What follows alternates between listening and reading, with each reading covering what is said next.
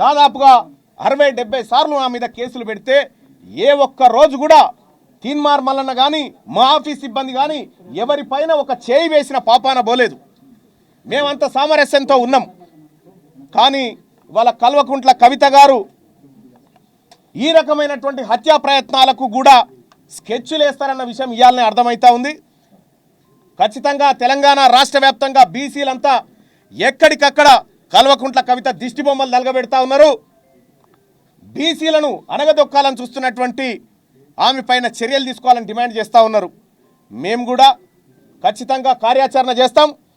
ఈ దాడులతోటో ఈ బెదిరింపులతోనో ఈ హత్యాయత్నాలతోటో బీసీ ఉద్యమం ఆగిపోతుందని మీరు భ్రమపడితే నేను చెప్తా ఉన్నా, మీరు రాసి పెట్టుకోరి. రాబోయే 3 సంవత్సరాల్లో మిమ్మల్ని రాజకీయంగా పాతాళానికి తొక్కే బాధ్యత మాది. బీసీలము అణగారిన వర్గాలము ఈ రాష్ట్రంలో అధికారంలోకి రావడానికి మా ప్రయత్నంలో ఇసుమంతా కూడా తగ్గదు. మరింత రెట్టించిన ఉత్సాహంతోనే ముందుకు పోతాం తప్ప ఈ దాడులకు తీన్మార్ మల్లన్న భయపడు. ఇగో నా పైన దాంతో కొట్టడం జరిగింది. ఈ కొట్టినటువంటి నేను అడ్డుకోవడంతో మా